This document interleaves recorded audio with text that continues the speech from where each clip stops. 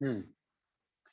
तो इस सेशन में हम लोग हमारा जो हेडिंग ले रहे हैं वो है calculation involving unit cell dimensions. आपके इस चैप्टर सॉलिड स्टेट के जितने भी न्यूमेरिकल्स हैं, मोस्ट ऑफ न्यूमेरिकल्स डिपेंड्स और related to this topic. Okay, तो इस टॉपिक में हम लोग मेनली क्या कैलकुलेट करेंगे, किसका फॉर्मूला एस्टैब्लिश करेंगे, डेंसिटी का, डेंसिटी ऑफ यूनिट सेल। अब आप यहाँ पर एक पहली चीज समझ लीजिए, जैसे पैकिंग एफिशिएंसी जो यूनिट सेल की होती है वही क्रिस्टल लेटिस की होती है, ठीक है। वैसे ही डेंसिटी ऑफ यूसी जो होती है, यूनिट सेल की जो डेंसिटी होती है वही डेंसिटी ऑफ किसकी होती है, डेंसिटी ऑफ सब्सटेंस, उस सब्सटेंस की भी डेंसिटी वही होती है। बात समझ में आई है आपको, है ना। Density of unit cell is equal to density of that substance, ठीक है। NaCl की जो यूनिट सेल की डेंसिटी है वो ही उस NaCl का जो क्रिस्टल पीस है, जो सब्सटेंस है, उसकी डेंसिटी है। ये नंबर 1 पॉइंट है। इसके बाद में हम देखेंगे डेंसिटी का फॉर्मूला क्या है। तो आप लोग तो जानते ही हो डेंसिटी का क्या फॉर्मूला होता है। डेंसिटी का फॉर्मूला होता है mass by sir mass upon volume. Volume, ठीक मास है। तो यहाँ पर हम कैसे लिख सकते हैं उसको, एक यूनिट सेल की डेंसिटी निकालने के लिए कैसे लिख सकते हैं, वो उसका बहुत सिंपल सा है, mass of particles, mass of particles of unit cell divided by total volume of unit cell. बात सही है क्या, आ जाएगा, डेंसिटी आ जाएगी इस फॉर्मूले से, ठीक है, मास ऑफ पार्टिकल्स। अब एक चीज तो हमें क्लियर हो गई, क्यूबिक यूनिट सेल के लिए हम लोग मोस्टली कैलकुलेशन करेंगे यहाँ पर, तो जो total volume of unit cell है वो तो ए क्यूब हो जाएगा, ठीक है, उसमें कोई दिक्कत नहीं है। लेकिन मास ऑफ पार्टिकल ये कैसे निकालेंगे हम लोग, mass of particle in unit cell, ये कैसे निकालेंगे बताओ जरा। सर यहाँ पे पोलर मास का वो आएगा सर शायद। ठीक है, ठीक है। और ये जो टॉपिक है ना, इसको हम लोग और डिफाइन कर लेते हैं, कैसे, डेंसिटी। अब हम लोग यहाँ पर ये भी लिख सकते हैं, यहाँ पर हम लोग सीधा सीधा लिख सकते हैं, देखो, डेंसिटी ऑफ क्यूबिक यूसी, क्योंकि हम लोग जो सारी कैलकुलेशन है ना वो क्यूबिक यूसी के लिए परफॉर्म करने वाले हैं, है ना। तो ये हो गया डेंसिटी ऑफ क्यूबिक यूसी, और उसका फॉर्मूला ये है, ठीक है।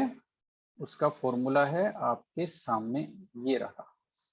इसको हमने कॉपी किया और यहाँ पर छाप दिया, ये लो, ठीक है।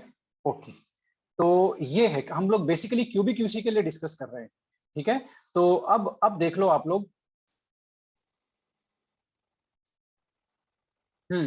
तो mass of particles of UC ये कैसे निकालोगे बताओ भाई।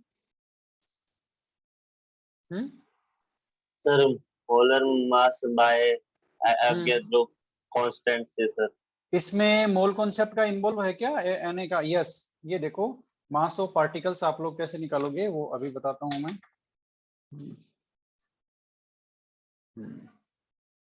ये हो गया मास ऑफ पार्टिकल्स, वॉल्यूम का तो कोई चक्कर नहीं है, मास ऑफ पार्टिकल्स देख लेते हैं। मास ऑफ पार्टिकल्स, तो मास, एक पार्टिकल का मास कैसे निकालते हो आप बताओ, एक पार्टिकल का मास निकालना हो तो कैसे निकालते हो। हम्म बताओ भाई, बहुत सिंपल सी बात है। मास ऑफ पार्टिकल्स हम लोग कैसे निकालेंगे, number of particles, number of particles in unit cell UC multiplied by mass of one particle. सही बात है क्या, सही यस बात है क्या सर। ये। ओके, तो अब मास ऑफ वन पार्टिकल क्या हो गया बताओ। नंबर ऑफ पार्टिकल्स को तो हम लोग जेड से लिखते हैं, सही बात है क्या। नंबर ऑफ पार्टिकल से किसको लिखते हैं, जेड से। जेड क्या है, number of particle in unit cell, है ना। अब मास ऑफ वन पार्टिकल क्या होगा वो बताओ। मास ऑफ वन पार्टिकल का फॉर्मूला ये हो जाएगा क्या, molar mass divided by Na। Yes sir. Yes molar mass sir. Divided by Na, molar mass लेंगे, उसको Na से डिवाइड करेंगे तो वन पार्टिकल का मास आएगा, ठीक है। तो और वन पार्टिकल को जेड यानी कि number of particle in unit cell उससे मल्टीप्लाई करेंगे तो ये आएगा आपका यूनिट सेल में जितने भी पार्टिकल है उनका मास आ गया। तो मास ऑफ पार्टिकल्स आपका ये है, मास ऑफ पार्टिकल्स ये है। अब वापस वो डेंसिटी वाला फॉर्मूला लिखते हैं। डेंसिटी वाला फॉर्मूला क्या हो गया, D is equal to Z into M divided by volume a cube multiplied by Na। सही बात है क्या, बताना जरा। ऊपर तो आ गया आपका, ये देखो yes sir. Mass of unit, mass of particles in UC divided by volume, volume यहाँ पर ये है, वॉल्यूम यहाँ पर ये है ए क्यूब, ये total volume of unit cell है, ठीक है। तो डेंसिटी का फॉर्मूला मास बाय वॉल्यूम था, मास आपका ये है, ये पूरा मास है, mass of particles in UC, ये पूरा जितने भी पार्टिकल हैं बीएसएफ के हिसाब से, है ना, 214 के हिसाब से जितने पार्टिकल आएंगे उनका मास होगा, उसे हमने वॉल्यूम से डिवाइड कर दिया, ये आपका फॉर्मूला आ गया। यहाँ तक क्लियर है क्या, फटाफट बताओ। यहाँ तक क्लियर है क्या, बोलो भाई। Yes sir. तो फिर यहाँ सर पर सर सर यहाँ पे सर हमने मास ऑफ वन से जो मास ऑफ वन पार्टिकल निकाला सर, वो बात एक बार वापस बताना सर, आई नहीं समझ में। मास ऑफ वन पार्टिकल कैसे निकलेगा, मैं बताता हूँ, बहुत सिंपल है। एक चीज मुझे आप लोग बताओ, 1 मोल में कितने पार्टिकल होते हैं। यस सर, 6.0 यही होते हैं। 22 into 10 to the और power 1 मोल का मास कितना होता है।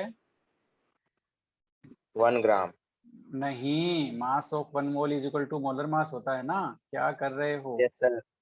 ठीक है ना। तो मास ऑफ वन पार्टिकल कैसे निकलेगा, जब एक एक एक मोल में इतने पार्टिकल होते हैं और एक मोल के मास को हम लोग मोलर मास बोलते हैं, तो टोटल जो भी मोलर मास अवेलेबल है उसको इस नंबर से डिवाइड करेंगे तो एक पार्टिकल का मास आ गया ना।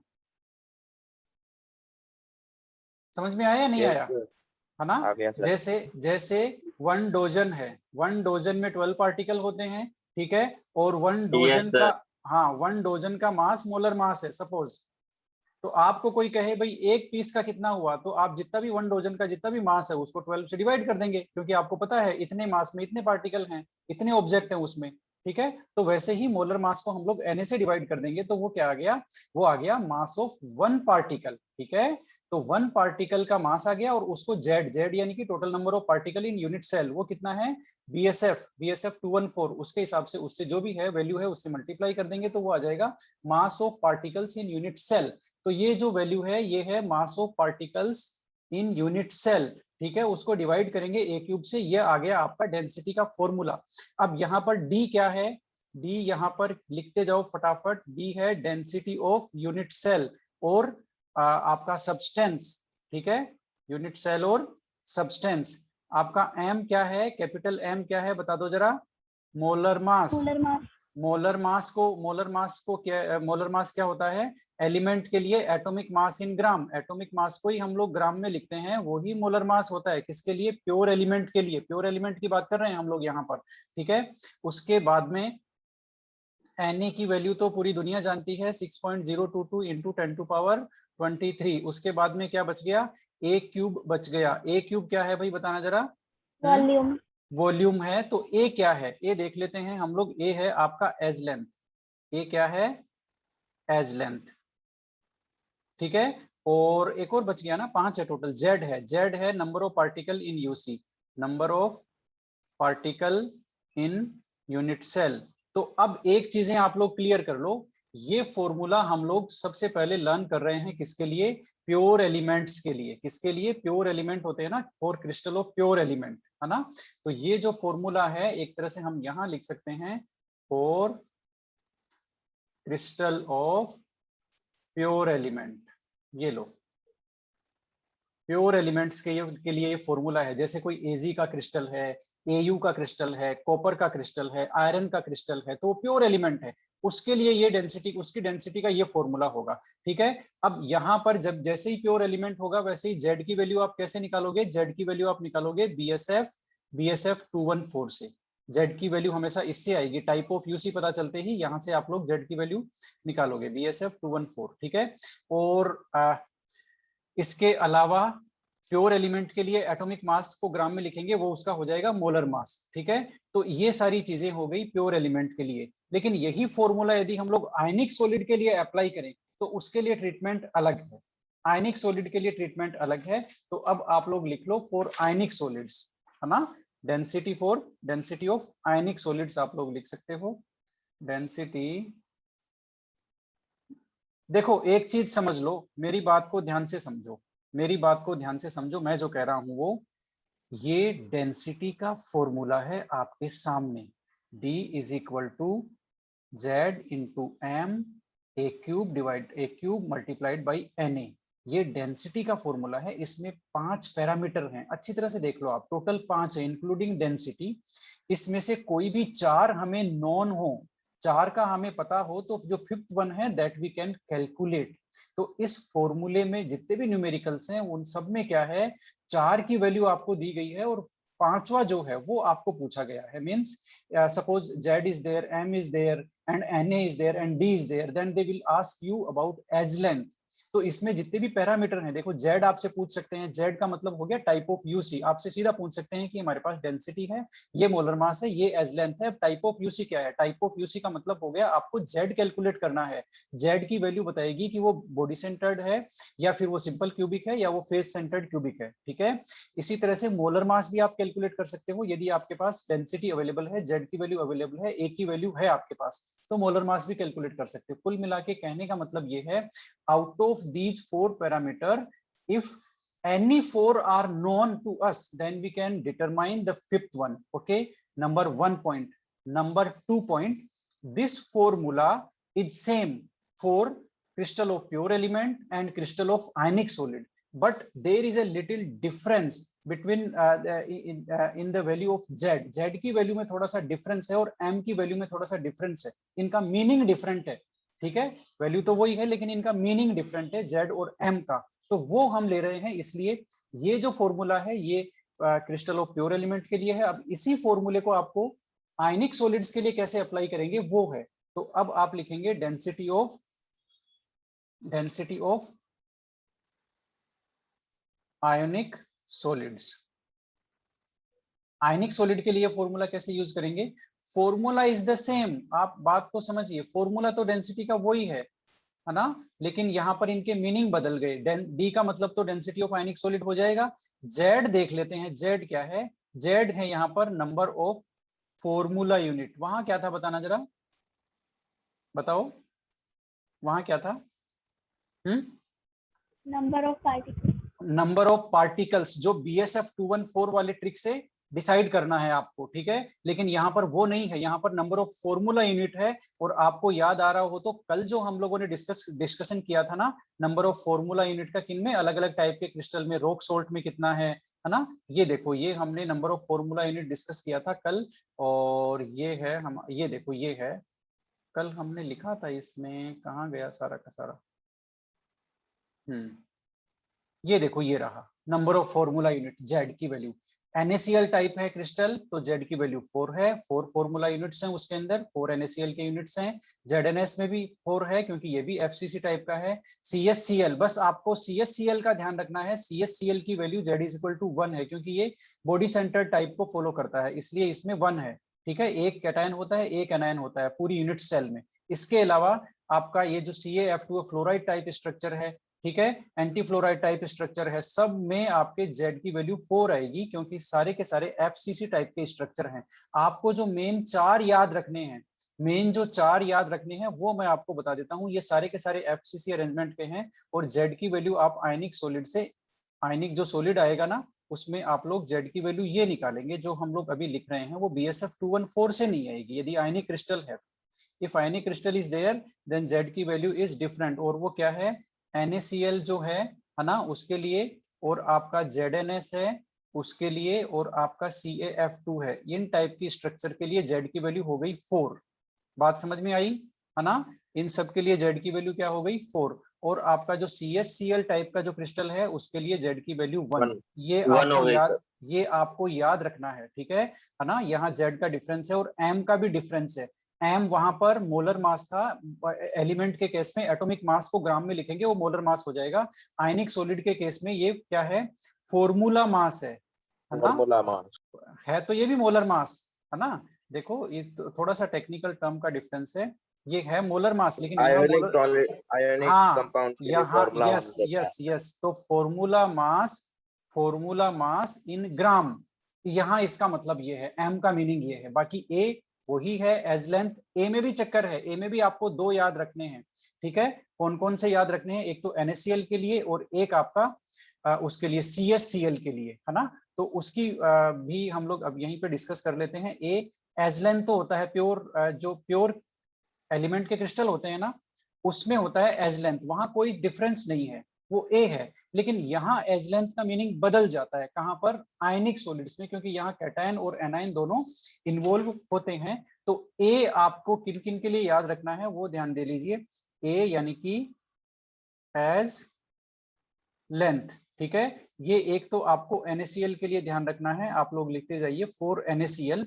अब NaCl की स्ट्रक्चर देखो कैसी होती है। NaCl की स्ट्रक्चर मैं आपको समझा देता हूँ।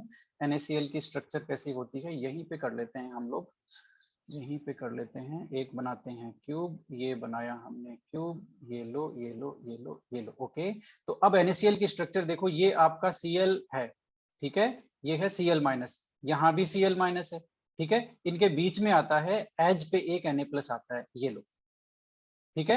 एज पे एक Na+ आता है, एक पर्टिकुलर एज पे 2 Cl के बीच में एक Na+ है। तो यहाँ पर जो आपका एज लेंथ है, एज लेंथ है वो क्या हो गया? एज लेंथ हो गया A is equal to NaCl के लिए 2, ये लो, radius of R plus means radius of cation, R minus means radius of anion, इन दोनों के सम का डबल। आप ध्यान से देख लो, जो A है एज लेंथ है वो इन दोनों के सम का डबल है, देख लो चाहो तो, क्योंकि यहां से यहां तक की डिस्टेंस, यहां से यहां तक की डिस्टेंस एनायन और कैटायन की रेडियस का सम है। बात समझ में आ रही है कि नहीं आ रही है?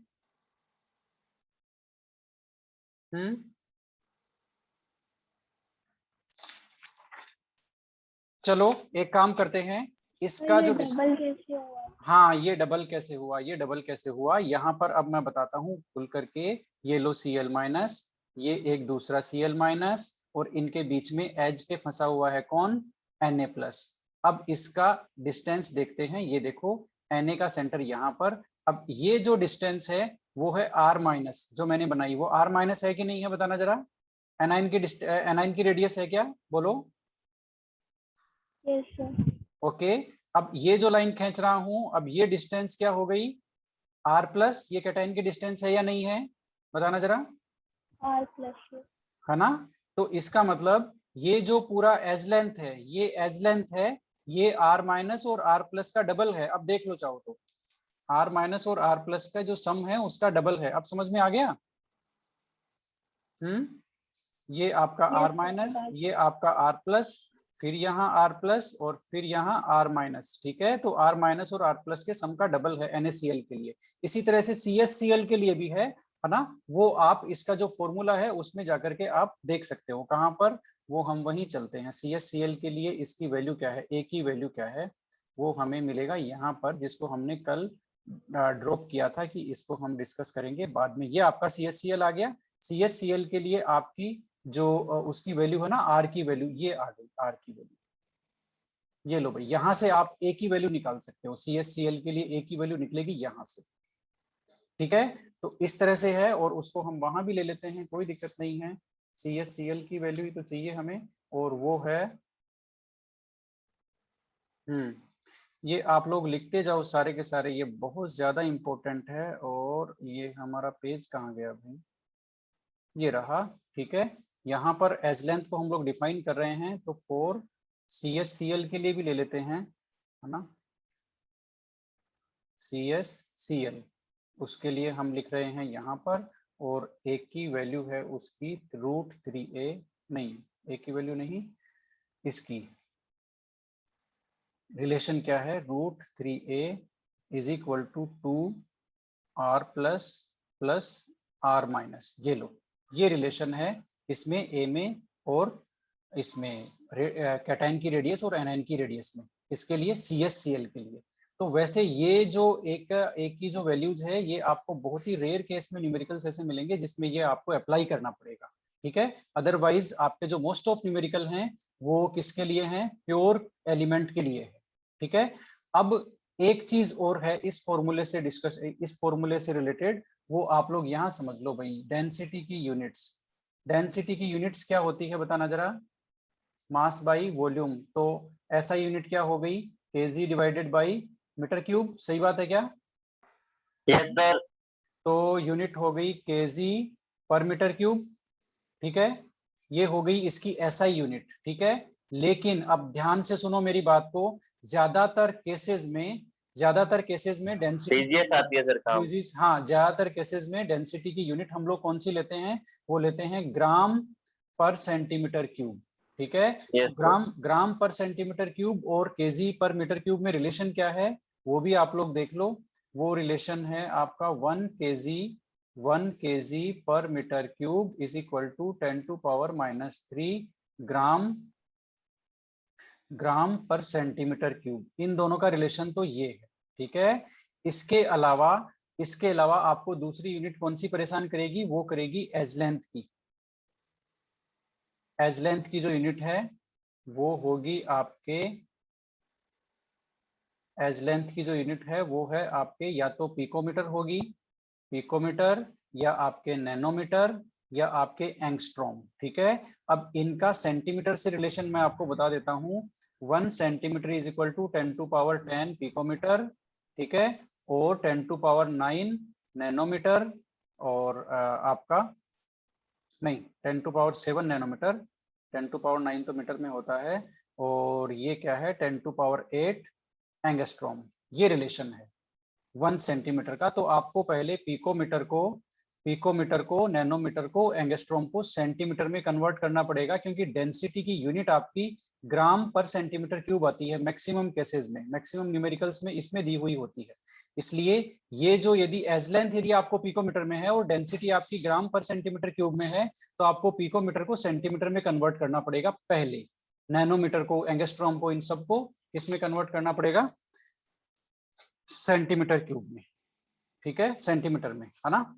तो अब इसके न्यूमेरिकल्स देखते हैं। एक बार मैं आपको वापस रिवाइज करा देता हूं, बेसिक जो चीज है वो समझा देता हूं। ये 6 फॉर्मूले हमने देखे हैं, रिलेशन लिया है सबके बीच में। ठीक है, उसके बाद में डेंसिटी, ये आपके सामने बेसिक फॉर्मूला है, D = Z × m A³ × ठीक है, इस फॉर्मूले में 5 पैरामीटर हैं, आउट ऑफ 5 कोई से भी 4 हमको यदि प्रोवाइडेड है, 5th one we can calculate. हमें इनका मीनिंग समझना है। यदि प्योर एलिमेंट का क्रिस्टल है तो Z क्या होगा, BSF214 से आएगा। ठीक है, M उसका एटॉमिक मास होगा, वही ग्राम में हम लिखेंगे, वही मोलर मास होता है ना। ये तो हो गई बात डिफरेंस की। और यदि आयनिक सॉलिड है तो Z हो जाएगा हमारा क्या, number of formula unit, number of sphere नहीं रहेगा। ठीक है, और उसकी वैल्यूज हम कुछ इंपॉर्टेंट क्रिस्टल्स के लिए ले चुके हैं, है ना, NaCl, ZnS और CaF2 के लिए। M यहाँ पर फॉर्मूला मास इन ग्राम आएगा, है ना। और एज लेंथ है वो यहाँ पर चेंज हो गया, वहां पर एज लेंथ क्या है, पार्टिकल्स जो एज लेंथ है वो वहां पर कोई प्रॉब्लम नहीं है, लेकिन यहाँ पर आपको एज लेंथ R की टर्म्स में लेनी पड़ेगी, कि आपको R+ और R- यदि if provided, then first you have to calculate edge length. ठीक है, तो 2 तरह के क्रिस्टल हैं, उनके लिए हमने यहाँ पर लिया हुआ है। अब हम सीधा ही देखते हैं कितने सारे न्यूमेरिकल इसके बेस पे आते हैं, and you will surprise, so many numericals are there, and number of numericals are there in almost all the exams. तो हम चलते हैं डी में जाने के बाद हम गए पार्ट 1 में। पार्ट 1 में सॉलिड स्टेट में CBSE PYQ एक बार देखते हैं क्या नज़ारा है न्यूमेरिकल्स का। और न्यूमेरिकल्स इस चैप्टर के जो मोस्ट ऑफ रिलेट करते हैं वो इसी टॉपिक से रिलेट करते हैं। ठीक है, आपका ये जो हमने अभी अभी डिस्कस किया है उससे। और न्यूमेरिकल्स देखो इस चैप्टर में मोस्ट ऑफ न्यूमेरिकल आते हैं। ये देखो 27 नंबर से स्टार्ट हो गए, और ये देखो calculation involving unit cell dimensions, आपको दिख रहा है ये हेडिंग? बताना जरा। अब इस टॉपिक से almost every year 1 numerical is there. ये जो आपके सामने टॉपिक है calculation involving unit cell dimension, जो फॉर्मूला हमने देखा है D = Z × m, है ना, और A³ × Na, ये जो फॉर्मूला देखा है, इस फॉर्मूले के every year there is 1 numerical, every year. ये देखो 31 से लेकर के 32, 34, 35, 37, अब ये 3 मार्क्स के आ गए उसी टॉपिक के हैं, है ना। ये देखो 51 तक, almost every year 1 numerical is there. ये देखो 2014 है ना, 2014 है, 2015 है, ठीक है, 2017 16 है, फिर 17 है, ठीक है, फिर आपका 18 है, फिर 19 है। Every year 1 numerical is there from this topic, है ना। तो एक कोई भी उठाते हैं भाई, फटाफट एक न्यूमेरिकल उठाते हैं, या टेक्स्ट बुक वाला ले लेते हैं, कुछ भी ले लेते हैं, यहीं से ले लेते हैं। देखो फटाफट हम देखते हैं। कौन सा देखें भाई, फटाफट बता दो। 33 देख लें क्या? 32. चलो 33 ले लेते हैं, जब आपने कह ही दिया तो हम ले लेते हैं 33। ओके, ये आपके सामने आ गया 33। ओके, अब फटाफट देखो ये न्यूमेरिकल्स कैसे सोल्व करने हैं, फिर आज की क्लास हम यही खत्म करेंगे। अब इस न्यूमेरिकल को देख लो भाई, an element crystallises in structure having FCC। ठीक है, तो यहाँ पर गिवन क्या है, FCC है। FCC का मतलब जेड लॉक हो गया, जेड की वैल्यू हो गई 4। ठीक है, BSF 214 से। यूनिट सेल ऑफ एज, ये लो भाई, एज लेंथ की वैल्यू, ए की वैल्यू आ गई, ए है यहाँ पर 200 पिकोमीटर, और इसको हमें यहाँ पर ये ग्राम है ना, इसका मतलब क्या फाइंड करना है हमें, calculate the density. Density calculate करनी है क्या? कोई दिक्कत नहीं, अभी कर देते हैं। तो ये देखो, ये ग्राम है ना, तो डेंसिटी की यूनिट आपकी आएगी ग्राम पर सेंटीमीटर क्यूब। इसका मतलब है आपको एज लेंथ को सेंटीमीटर में कन्वर्ट करना पड़ेगा, तो इसको सेंटीमीटर में कन्वर्ट करोगे तो क्या आएगा भाई, बताना जरा। 200 इंटू 10⁻⁻10 सेंटीमीटर। क्यों? क्योंकि 1 picometre is equal to 10⁻⁻10 centimetre, और 1 centimetre is equal to 10⁻10 picometre. बात सही है क्या? और पिकोमीटर जानते हो ना, 1 metre is equal to 10⁻12 picometre. ठीक है, तो ये जो रिलेशन है, इनको यूज करते हुए हमारा ये क्या आ गया, ए की वैल्यू आ गई 200 इंटू 10⁻⁻10 सेंटीमीटर। ओके, अब हमें इसमें क्या निकालना है, कैलकुलेट द डेंसिटी। चलो भाई, डेंसिटी का फॉर्मूला लिखते हैं। आप लोग देखो, इसमें हमें एक प्रॉब्लम आएगी इसमें, है ना। डेंसिटी का सबसे पहले फॉर्मूला लिखते हैं, Z इंटू एम और ए क्यूब मल्टीप्लाइड बाई NA। आपने देखा, अब हमारे पास Z है, हाँ है तो सही 4, क्योंकि इसने दे दिया FCC, और FCC हमें पता चल गया BSF 214 से, उसमें 4 होता है। M कहाँ है भाई, मोलर मास है क्या इसमें, बताना जरा। मोलर मास तो नहीं है, पहले इसका मतलब first we have to calculate molar mass. ठीक है, कोई बात नहीं, है ना। देखते हैं, m की वैल्यू अभी कैलकुलेट करेंगे। ए क्यूब है क्या हमारे पास, हाँ ए की वैल्यू है, Na की वैल्यू है, इसका मतलब पहले मोलर मास ले लेते हैं। ठीक है, मोलर मास कैलकुलेट करते हैं पहले। तो मोलर मास के लिए हमारे पास क्या डेटा है, मोलर मास के लिए हमारे पास डेटा है, ये रहा। if 200 gram of this element contains this number of atom, कितना, 24 इंटू 10⁻23। ये देखो, बड़ा ही अच्छा नंबर दिया इसने। कैसे दिया है मैं बताता हूँ आपको अभी अभी। 1 मोल में कितने एटम होते हैं, या फिर 6.022 इंटू 10⁻23, इसमें कितना मोल होता है, बताना जरा। कितने एटम्स हो तो कितना मोल होगा, 1 मोल, राइट। ठीक है, 1 मोल होगा सर। हाँ, अब वहां जो ऊपर इन्होंने वैल्यू दी है वो ये दी है, इसका मतलब इसमें कितना मोल हुआ, बताना जरा। 4 मोल हो गया ना, कोई दिक्कत है क्या? देख लो, अप्रोक्सीमेटली 4 मोल आएगा। ठीक है, अब वहां इतने एटम्स का जो मास है वो कितना है, 200 ग्राम है ना। तो 1 मोलर मास क्या आ गया, बताना जरा। बहुत सिंपल सी बात है, मास ऑफ 24 इंटू 10⁻23 एटम। हाँ ठीक है, वहां पर इनका 24 इंटू 10⁻23 एटम्स का मास दिया हुआ है ना, वो कितना है, 200 ग्राम। इसका मतलब 200 ग्राम इज इक्वल टू 4 मोल हुआ कि नहीं हुआ, बताओ। क्योंकि पार्टिकल, हाँ, तो फिर 1 मोल क्या हो गया, 1 मोल या 50 ग्राम आ गया ना, ये लो, है ना, 50 ग्राम आ गया। तो मोलर मास कितना आया, 50 ग्राम आ गया। किसी को डाउट है क्या, बताओ भाई। सिंपल कैलकुलेशन है मोल कॉन्सेप्ट की, है ना। इन्होंने ये नंबर देकर के हमें हिंट दे दिया ना कि 1 मोल में इतने पार्टिकल होते हैं, तो इतने इतने नंबर में कितने मोल होंगे, इतने पार्टिकल में 4 मोल होंगे, वो साफ साफ पता चल रहा है, 6 4 जा 24। ठीक है, तो 4 मोल हो गए। इसका मतलब ये जो 200 ग्राम है, that is the mass of 4 मोल। तो 1 मोल का कितना हुआ, 50 ग्राम, तो मोलर मास आ गया 50 ग्राम। ठीक है, अब हमारे पास ये जो वैल्यूज हैं वो सारी ले लेते हैं, और वैल्यूज क्या क्या है, d इज इक्वल टू, देखो है ना, इन्होंने मोलर मास में हमें चक्कर दे दिया, वरना हम इसको सोल्व कर सकते थे अभी तक। बता दो भाई फटाफट, z की वैल्यू 4, इसकी वैल्यू 50 ग्राम। आपका a क्यूब की वैल्यू क्या आ जाएगी, a की वैल्यू थी ना 200 इंटू 10⁻⁻10 सेंटीमीटर, ये थी ना। तो एक ये a की वैल्यू है, तो a क्यूब की वैल्यू हम यही निकाल लेते हैं, वो आएगी 200। a क्यूब की वैल्यू देखो क्या आ गई, इंटू 10⁻⁻10। ये आप अलग से निकाल सकते हो, देखो सेंटीमीटर, और ये इसका क्यूब। ठीक है ना। अब इसका क्यूब करोगे तो कितना आएगा भाई, बताना जरा। 2 इंटू 10⁻⁶ आ जाएगा क्या, इंटू 10⁻⁻30 आ जाएगा। ये सही बात है क्या, बताना जरा, लगाओ दिमाग। और इसको फिर आगे और काटते हैं, 2 इंटू 10⁻⁻24 सेंटीमीटर क्यूब, सही बात है क्या, बताओ फटाफट। ए क्यूब की वैल्यू हमने सेपरेट कैलकुलेट कर ली। No sir. यस सर, सही है ये।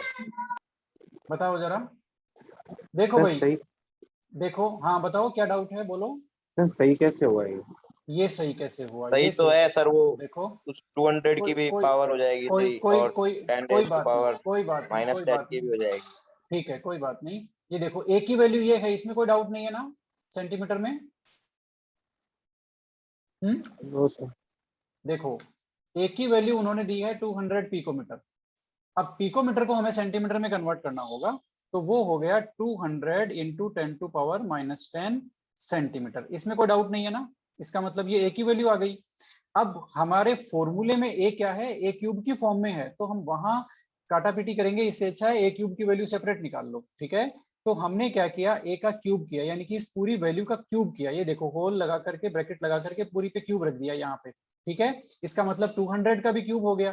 तो 200 का क्यूब का एक का मतलब ये हो गया, हाँ ये गलत है भाई, सही नहीं है, यहाँ पर 8 सर आएगा। 8 आएगा यहाँ पे। हमने 2 का वो नहीं किया ना, ठीक है। तो यहाँ पर 8 आएगा, ठीक है। 8 के 6 जीरो जाएंगे, तो 8 इंटू 10⁻⁶, और ये हो गया इसको 10⁻⁻30। और अब सही है क्या बाकी सही है, बाकी जसनप्रीत सही है बताओ। सर। यस सर, अब सही है। हाँ अब सही है, ठीक है। तो ये हमारी ए क्यूब की वैल्यू आ गई सेंटीमीटर क्यूब में, ठीक है। अब हम ये वैल्यू वहां रखेंगे, है ना। तो ये 4 इंटू 50 है, कोई बात नहीं, हम वापस लिखते हैं d इज इक्वल टू 4, तो z की वैल्यू 50 ग्राम आपका मोलर मास। अब ए क्यूब की वैल्यू 8 into 10⁻⁻24 centimetre cube, into N A की वैल्यू है 6.022 इंटू 10⁻23, सही बात है ना। ये हो गया भाई डी का फॉर्मूला। डेंसिटी हमें कैलकुलेट करनी है, अब आप इसको कैलकुलेट बहुत इजीली कर सकते हैं, कैसे। ये लो भाई, इसका तो हम खत्म कर देते हैं। ऊपर बचा 50 ग्राम, ठीक है, नीचे बचा आपका यहाँ पर 2, तो आ गया 2 इंटू, अब ये जो पावर्स है ना, इसको सेटल कर देते हैं, देखो, है ना। 2 इंटू 6.022 इंटू 10⁻⁻1, सही बात है क्या। -1 हो जाएगी। यस इसमें सर। तो कोई, आप देखते रहना भाई, है ना, कभी कभी उल्टा उल्टा हो जाता है, मिस्टेक हो जाती है। अब सही है ना, ये कोई दिक्कत नहीं है, ओके। तो 50 ग्राम डिवाइडेड बाई आपका ये सर 10 सेंटीमीटर। को ऊपर ऊपर भेज देते हैं, 10 पावर 10 को -1 को। ऊपर भेज दें क्या, चलो फिर ऊपर भेज ही देते हैं, ये 500 कर देते हैं इसको, और ये आ गया आपका 12.044 0.044। सेंटीमीटर क्यूब, और ये आपका ग्राम। अब इसकी जो भी वैल्यू करोगे ना, वो फाइनल वैल्यू आ जाएगी, ग्राम पर सेंटीमीटर क्यूब में डेंसिटी आएगी इसकी। बात समझ में आ गई क्या आपको, Yes, यस sir. सर। है ना। इसमें कहाँ ट्विस्ट डाला इन्होंने, बताओ जरा। नॉर्मल जो न्यूमेरिकल है उससे कहाँ ट्विस्ट किया इन्होंने। एक तो आपको क्या ध्यान रखना है, सुन लो, एज लेंथ की जो यूनिट है उसको पकड़ के रखना है, ये नैनोमीटर है, पिकोमीटर है, या एंगस्ट्रॉम है, उसको सेंटीमीटर में कन्वर्ट करना है। आपको पता कैसे चलेगा सेंटीमीटर में कन्वर्ट करना है, क्योंकि मास इसने ग्राम में दिया है, इसका मतलब डेंसिटी हमारी ग्राम पर सेंटीमीटर क्यूब में आएगी। जब ये आएगी तो यहाँ पर इसका मतलब सेंटीमीटर में हमारे पास एज लेंथ होनी चाहिए, तो इसको पहले सेंटीमीटर में कन्वर्ट कर लो, ठीक है। कन्वर्जन का फैक्टर आपको पता ही है, 1 सेंटीमीटर में 10⁻10 पिकोमीटर होते हैं, 10⁻7 नैनोमीटर होते हैं, और 10⁻8 एंगस्ट्रॉम होते हैं, ठीक है। उसके हिसाब से इसको कन्वर्ट कर सकते हो। और फिर यहाँ पर इन्होंने, अब देखो m की वैल्यू नहीं दी थी, m की वैल्यू हमें अलग से कैलकुलेट करनी पड़ी, लेकिन ये नंबर इन्होंने बहुत सिंपल दे दिया, हमारे लिए इजी हो गया। 24 इंटू 10⁻3 दे दिया, तो हमें पता चल गया 4 मोल है। 4 मोल में मास 200, तो 1 मोल में 50, बहुत सीधा सीधा सा है। तो m की वैल्यू आ गई। फिर हमने ए क्यूब को सेपरेटली कैलकुलेट किया, और वहां सीधा उसमें रख दिया न्यूमेरिकल में, इस तरह से, और आपका जो भी आंसर आएगा इसका, वो आ जाएगा आंसर, ठीक है।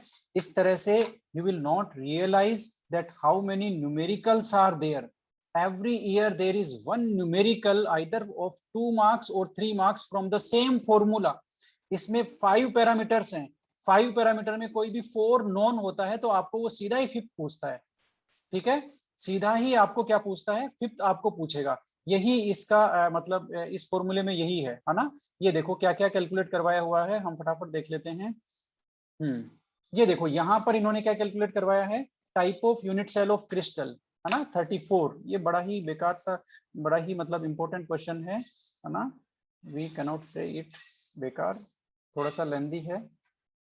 ओके, अब इसमें देखो भाई, बहुत सिंपल सी बात है, आपको क्या बोलते हैं, इसने दिया क्या है, यूनिट सेल ऑफ, ठीक है, कोई बात नहीं, unit cell of element, atomic mass इसने दे दिया, इसका मतलब मोलर मास हो गया 108 ग्राम। डेंसिटी हमें यहाँ पर मिल जाती है, और वो क्या है, डेंसिटी हमें मिल जाती है 10.5 ग्राम पर सेंटीमीटर क्यूब, और एज लेंथ हमें मिल गया 409 picometre. Find the value of units type of UC, इसका मतलब हमें क्या कैलकुलेट करना है, बताओ जरा। किसकी वैल्यू कैलकुलेट करनी है, टाइप ऑफ यूसी कौन बताएगा, ये बताएगा क्या? टाइप ऑफ यूसी कौन बताता है? Sir Z. जेड बताएगा, जेड बताएगा। जेड की वैल्यू यदि 1 आ गई तो BSF 214 से सिंपल क्यूबिक हो जाएगा, जेड की वैल्यू 4 आ गई तो FCC हो जाएगा, जेड की वैल्यू 2 आ गई तो बॉडी सेंटर्ड यूनिट सेल हो जाएगी। ठीक है, तो आपको यहाँ पर जेड की वैल्यू कैलकुलेट करनी है। ये लो, अब देखते हैं जेड की वैल्यू का क्या फॉर्मूला हो गया, बताना जरा। जेड की वैल्यू का फॉर्मूला यही तो नहीं हो गया, कहीं चेक करना भाई, मैथमेटिक्स वाले कुछ लोग हमारे हेल्प के लिए अवेलेबल हैं, बताना जरा। ये हो गया क्या जेड का? ठीक है, यस सर। है ना। Yes, sir. अब ये हो गया तो भाई अब डी की वैल्यू यहाँ पर है क्या, देखना जरा। यस है तो सही, इसमें ग्राम पर सेंटीमीटर क्यूब में है, कोई बात नहीं, हम रख देते हैं यस 10.5 ग्राम पर सेंटीमीटर क्यूब।